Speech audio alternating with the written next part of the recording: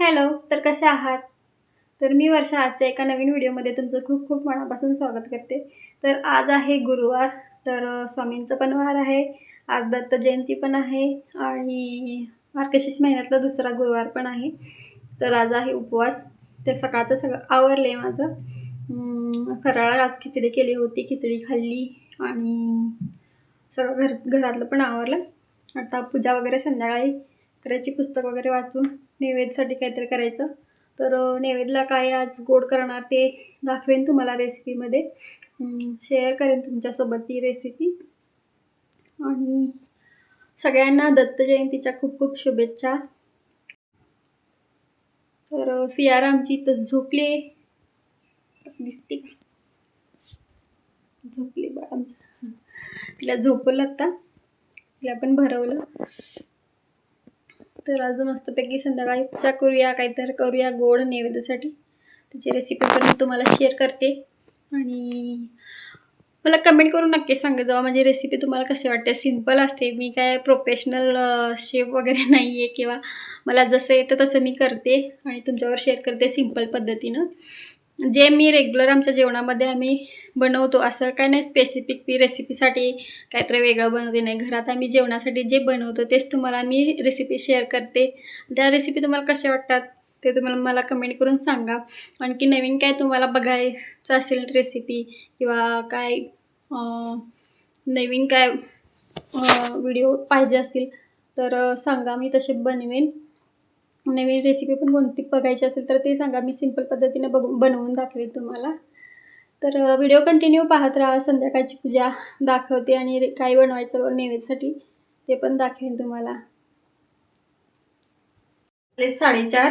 तर मस्तपैकी चहा वगैरे करूया. चहा मस्तपैकी पिऊया. उपवास पण आहे. नंतर बाकीची तयारी करूया, जेवण बनवूया, नैवेद्य काय बनवते ते दाखवते तुम्हाला आणि पूजा वगैरे करून घेऊया. व्हिडिओ कंटिन्यू पाहत राहा. तुझी माझ्या पाठीमागं कोण लपले? हे बाळ शेंडी घातलेलं काढलं का? काढलीस का? काढलीस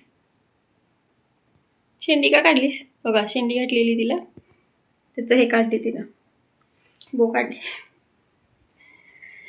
चालते, जरा व्हिडिओ कंटिन्यू पाहत राहा. आणि CRNMच्या अशा तऱ्हेने शेंडी काढलेली आहे. शेंडी बघा काढलेली आहे. हाय कर,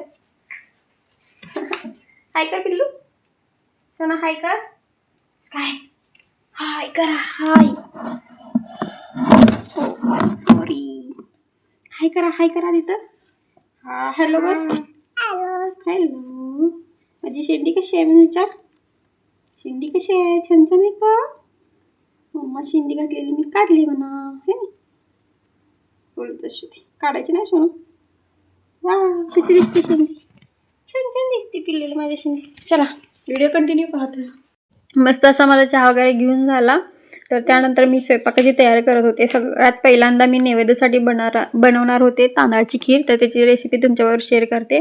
तर त्यासाठी मी पोह्याचा चमचा असतो तो 2 चमचे तांदूळ भिजत घातलेला अर्धा तास, आणि थोडंसं ओलं खोबऱ्याचा खव घेतला आहे, थोडासा घेतला, 1-2 चमचा असेल तो. तर ते तांदूळ आणि ओल्या नारळाचा खव दोन्ही मिक्सरमधून बारीक करून घ्यायचं. पूर्ण बारीक पेस्ट करायची नाहीये, जरा भरडच असलेलं असावं असं. तांदूळ तुम्ही कोणताही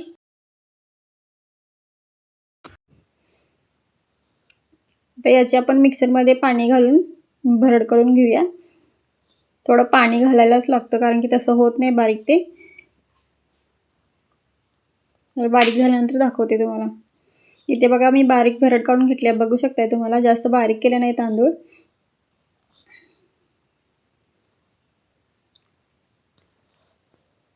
आता आपण खीर बनवायला दूध तापत ठेवूया. दूध तापत मी बारीक जर मिक्सरला लावतानाच तांदूळ दूध तापायला ठेवलं होतं. इथं बघू शकताय दूध गरम पण झालेलं आहे. त्यानंतर आपण जे खोबरं आणि तांदूळ जे बारीक करून घेतलं होतं मिक्सरमधून ते या गरम दुधामध्ये टाकायचं सगळं.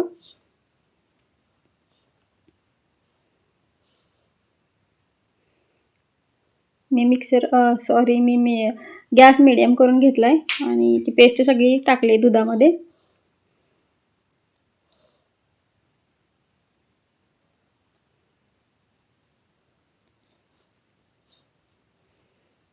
तर छान असं मिक्स करून घ्यायचं आणि त्याच्यामध्येच आपण जे ड्रायफ्रूट बारीक करून घेतले, काजू बदाम, तुमच्याकडे चारोळ्या असतील तर चारोळ्या पण टाकू शकताय, तर ह्याच्यामध्येच टाकणार. आणि जर तुम्हाला तुपामध्ये तळून टाकायचे असेल तर ह्या वेळेलाच तुम्ही टाकू शकताय, पण मी तुपामध्ये नाही तळणार, डायरेक्ट टाकेल, म्हणजे तांदळाबरोबर ते पण शिजून जातं आणि छान लागतं टेस्टला. तर आता हे मस्त असं थोड्या वेळानं ढवळत ढवळत, कारण की खाली लागू नये म्हणून, तर एक 15 मिनटं आपण छान असं शिजून घेऊया तांदूळ. बघू शकताय 15 मिनटं झाले. दुधाची क्वांटिटी पण बघू शकताय कमी झाली आणि घट्ट अशी आपली खीर तयार झाली आहे. इथे बघा मस्त अशी घट्ट खीर तयार झाली. आता त्याच्यामध्ये आपल्याला पहिल्यांदा पण तांदूळ शिजलाय का बघूया, दाखवते तुम्हाला. एकदम सॉफ्ट झाला होता, मस्त तांदूळ शिजलेला त्याच्यामध्ये. तांदूळ छान शिजला गेलाय. तर त्यानंतर आपल्याला त्याच्यामध्ये साखर टाकायची आहे. साखर तुम्ही किती गोड कमी जास्त खाता त्यानुसार टाका. मी छोटी 1 वाटी साखर टाकली होती.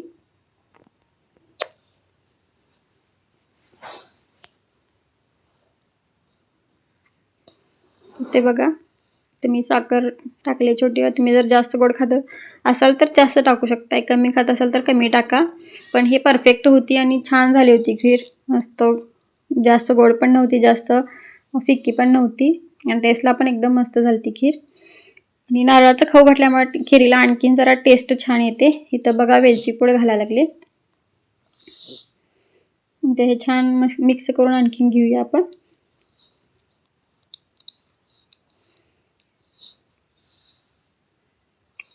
हे आपण 15 मिनटं मस्त खीर तांदूळ शिजवून घेतलं होतं दुधामध्ये. बरोबर मी 15 मिनटं शिजायला लागली. आता मस्त असं अजून 1 मिनटं आपण साखर टाकल्यानंतर ठेवूया गॅसवर मंद आचेवर. इथं बघा 1 मिनटं झालं आणि आपली खीर मस्त अशी झाली. ही जशी थंड होईल तशी आणि घट्ट घट्ट होत जाते, त्यामुळे एवढी कन्सिस्टन्सी बास आहे, म्हणजे जास्त घट्ट पण नाही करायचं, एवढं बास आहे. नंतर ती घट्ट आपोआप होते थंड होईल तसं. तर छान आपली खीर आता अशी तयार झाली आहे. आता मी गॅस बंद करते आणि कशी वाटली ही खीरची रेसिपी मला कमेंट करून सांगा. इथे बघा नैवेद्याचं ताट तयार आहे. नैवेद्याला चपाती, वरण भात, खीर आणि मशरूम केलं होतं. मशरूमची रेसिपी तुम्हाला उद्या येईल, शेअर करेन मी तुमच्यासोबत कसं केलं होतं मशरूम, ते पण छान झालं होतं. तर कसा वाटला आजचा हा व्हिडिओ? आवडला असेल तर लाईक, शेअर, सबस्क्राईब आणि कमेंट करायला विसरू नका. बाय, धन्यवाद.